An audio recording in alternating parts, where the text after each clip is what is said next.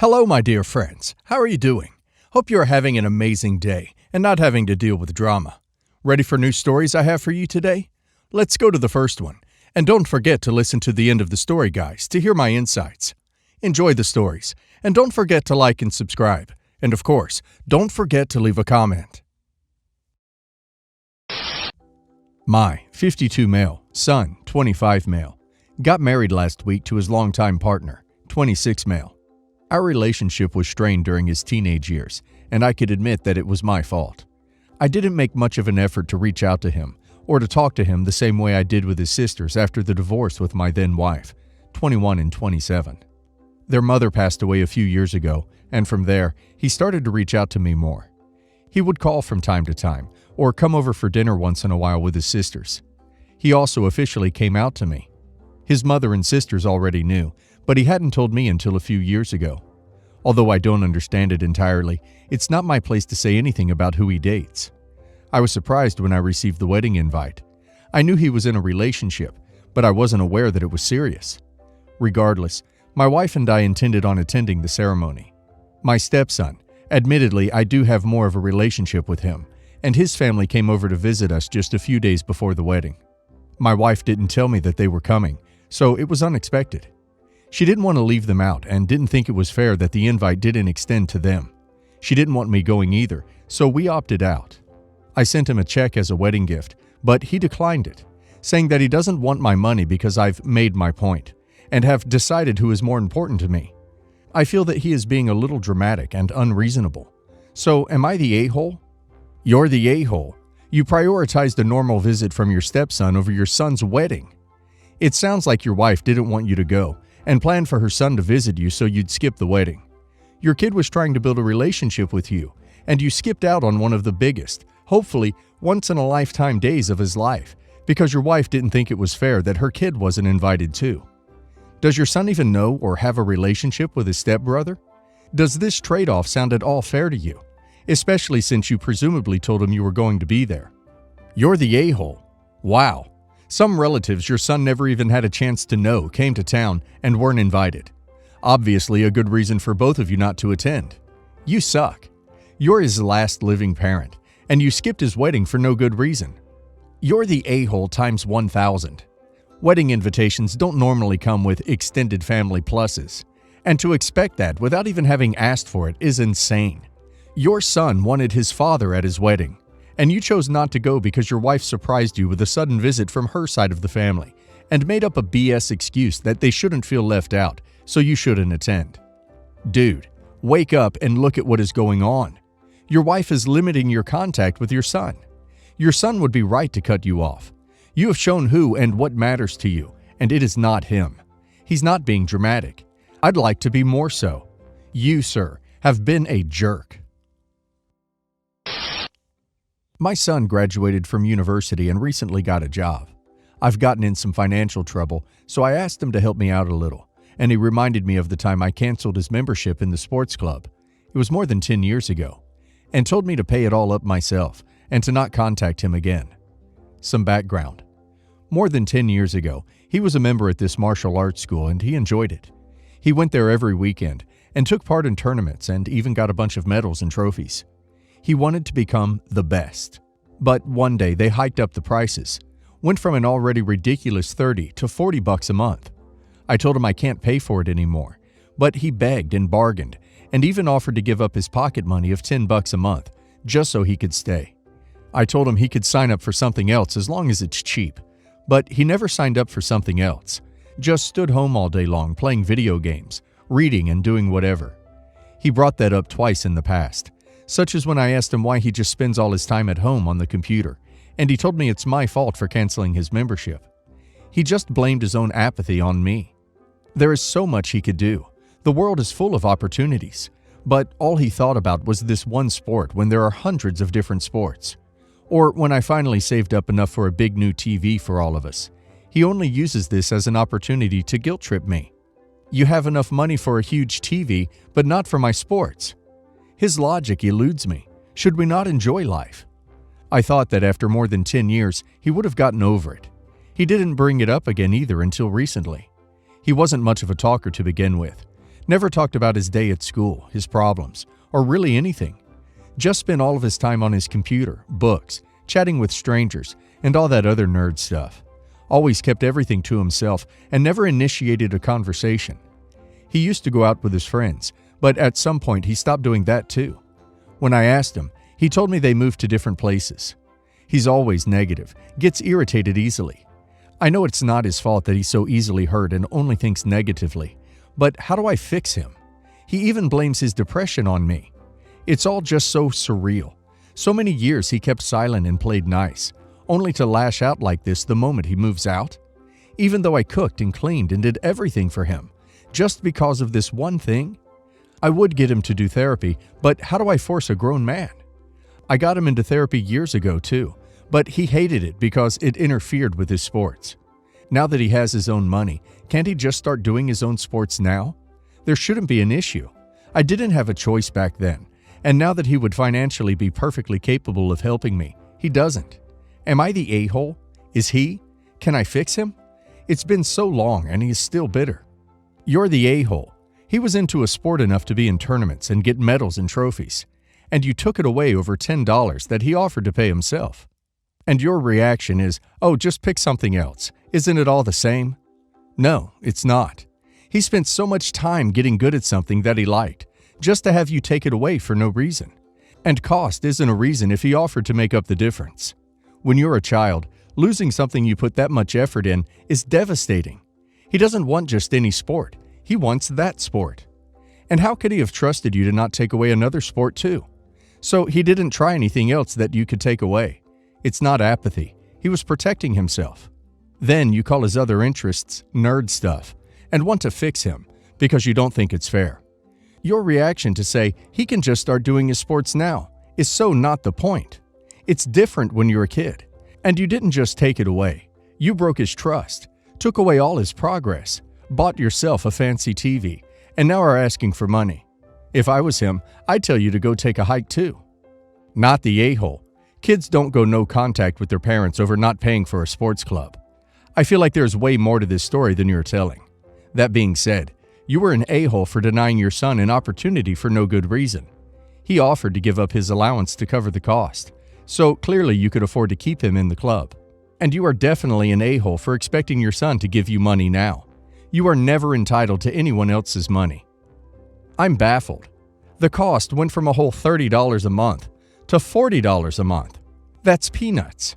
Why on earth would you cancel over the price of 2 large bags of chips and then buy a TV, which I assume cost hundreds of dollars? I literally have trouble believing this is real, or the numbers are mistakes. And that's not even including the fact that he offered to pay the difference. What possible justification could you have for such an act of apparent cruelty towards your child? Why would you have canceled the membership over literally nothing? I doubt this is real, and I suspect you are the same troll who supposedly broke their stepchildren's electronics here yesterday. But on the off chance it is, then you are a colossal a-hole. My sister-in-law got divorced from her husband 4 years ago when he found out none of their 3 kids are his. He was devastated, but still offered to be their dad and co-parent. He even offered to pay her mortgage on her new home and buy all groceries. His stipulations were she would never touch his money and he would do the shopping with the kids anytime they needed. He would buy nothing for her, pay her no alimony, and she would provide her own utilities and vehicle. She didn't like that she would have no control over his money anymore and tried to sue for alimony. She lost. However, since he is not their father, she won't allow him in their lives. So I think that gives sufficient background. On to what's happening. Since she lost the proceedings, she has had a habit of dropping the kids off without telling myself, my husband, or even the maid who comes twice a week. It's been going on this way for 2 years with an infant in the mix now. She said it's because she only has a 2-bedroom apartment and that we're family and we don't get a say. I usually work from home but had an in-office week to visit a new property my company owns. I got a call from my housekeeper that 3 young children and a baby were crying on my porch in the rain. I checked my camera, offered my housekeeper $500 to watch them for 1 hour while I wrapped up. I got home, called dear husband, and told him to watch the video. It was sister-in-law bringing kids to the door with literally nothing. No diaper bag, no backpack, no coats. 9-year-old starts crying. Shut the duck up, or Auntie Nacho won't watch you for this week. "I'm not taking you. You'll go to jail for crying," along with some other unhinged comments. I called the cops after discussing with dear husband. I showed the video, showed several prior unknown drop-offs, and asked if this counted as abandonment. Her 7- and 9-year-old also said they haven't eaten anything but crackers and water, and the baby was only getting instant breakfast. The kids are now in a state facility until our home is inspected for placement. Tomorrow, thank goodness. I text sister-in-law and told her this was the last straw, and I've already obtained a lawyer to gain custody of the children. I won't allow her to do this to them anymore. She did answer, almost 24 hours later, and called me a sanctimonious, every word under the sun, and really laid in. She said I was just jealous I'm old and will produce no children. We were child-free by choice. However, I will not allow further aggression of these innocent children. Her own family is against her, and told her at least I will be a mother. Surprisingly, her ex contacted me, told me I was wrong and an a-hole for stealing her children. I was very confused about that. It has me wondering, was I wrong? Honestly, at this point, I needed the catharsis of typing or saying the whole mess out loud, and getting a reply from someone other than dear husband, because he firmly believes we are right. Not the a-hole. You didn't steal the kids. You saved them. Not the a-hole. You didn't steal the kids. You saved them. Not the a-hole, but your sister-in-law. Definitely an a-hole.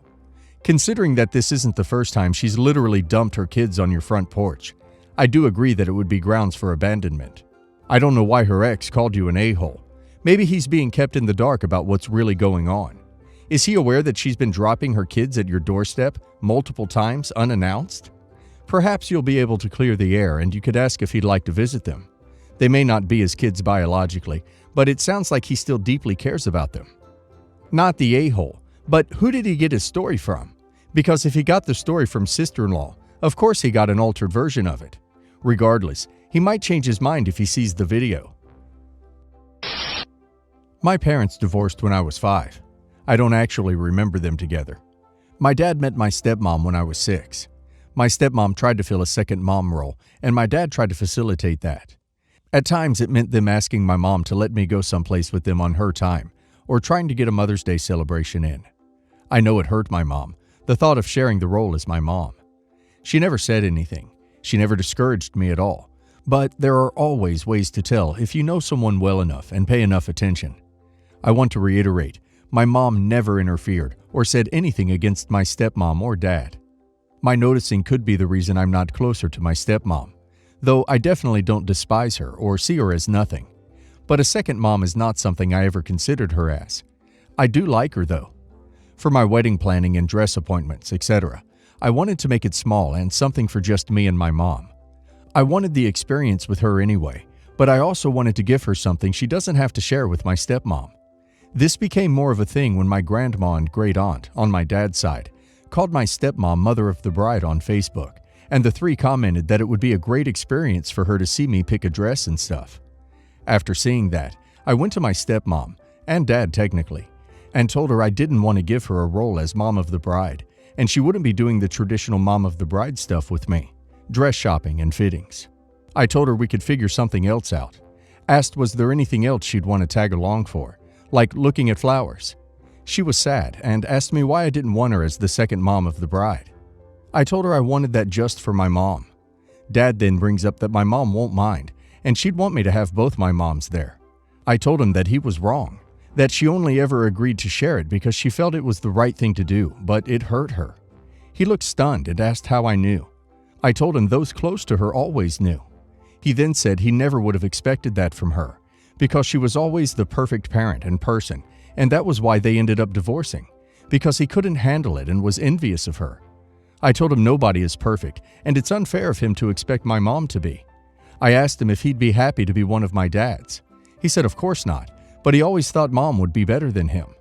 The whole conversation left my dad and stepmom with rough feelings, and she made it clear she was upset that after all these years, I wouldn't give her the love and respect to be included as a mom of the bride. Also, I've spoken to my mom about the overall topic before. She has never admitted it, but always said she wanted the best for me and for me to be happy. Her best friend confirmed it for me though. Am I the a-hole? You have a living mother. It's incredibly narcissistic for your father and your stepmom to think that she is going to serve in the role of your mother for your wedding preparations when you have a living mom that you are close to. It's also completely unreasonable that these people hold your mother to a higher standard than they hold themselves. Not the a-hole at all. Not the a-hole. Marrying a man with kids doesn't give you an insta-family. It gives you a husband with kids. You set a reasonable boundary and even offered a compromise. They had just found out that they had been hurting your mom for all those years, and this is what they put forward? They could be gracious and let your mom have her mother-daughter moment while looking for a dress. Not the a-hole, but I'm not so sure about your father and stepmom. Also, it seems your dad was dumbfounded about hurting your mom in view of his reasons to divorce her. Communication is the key, always. Hello. This post is about my ex-stepdaughter, Mary Angel, 24 years old, my ex-wife, Carolina, 49 years old, and me, male, 52 years old. I met Carolina about 9 years ago. Mary Angel was already a teenager, and her father was never in the picture, but she was always nice to me. Shy at the beginning, of course, but we built a bond, and I still consider her my daughter. She never called me dad, but sees me as family. Carolina, on the other hand, changed her attitude after we got married. I thought she was a nice person and a hardworking mother, but after the wedding and the move, she became rude, possessive, jealous, and treated Mary Angel as her maid. We had our little son, and her attitude got worse. I had to take care of that poor child almost by myself. Caro expected her daughter to do everything, but I wouldn't let her. Mary Angel told me she was like this before I came into her life. Then she started dating me, and it got better, but now it was worse. That's when I knew I couldn't live with Carolina anymore and filed for divorce. Mary Angel is a smart young woman and has a career in IT. But after the divorce, they moved in with Caro's sisters and their children, and it seems that no one in that house has any respect for her. Mary Angel called me earlier this month and asked if she could come live with me. She was tired of her family using her as their free tech support, so she made a website to help them in a more organized way. But the family was not happy with that, and the situation got worse. I told her she could stay with me, and she came by my 2-bedroom apartment that same week. She blocked her whole family, but now they are attacking me without mercy. Caro even called my boss and tried to get me fired. The police came to my door with a search warrant because someone reported me for sheltering a runaway teenager. It was resolved immediately when Mary Angel showed her driver's license, but it shows that Caro is escalating. I talked to my brother, my mom, and my dad about this, and they all told me I was stupid for letting my ex-stepchild live with me, that I should have no contact after my divorce, and this is happening to me because I don't mind my own business. I just wanted to help Mary Angel because she can't reach her full potential if she doesn't have a safe place to study and work in peace. But now I'm in a quandary, and I'm wondering if I was wrong to let her stay. Not the a-hole. Divorcing a husband, wife, doesn't always mean divorcing the children too. Your stepdaughter is an adult, and as such, can decide where she wants to live and who she stays in contact with. Not being related by blood doesn't mean you're not still family. She clearly trusts you enough to want to live with you over her blood relatives, and it was very generous of you to offer to let her live with you. Not the a-hole, and your brother and parents are heartless. This isn't about cutting ties with your ex-wife. This is about helping a young person who doesn't have a safe place to go. And you can help the problem with your ex by getting a restraining order, which will prohibit her from having any contact with you, whether directly or using other people to contact you on her behalf. Not the a-hole, but you need to get a lawyer and sue her for harassment. You also need to sue the police department, because there was no way that warrant was obtained legally.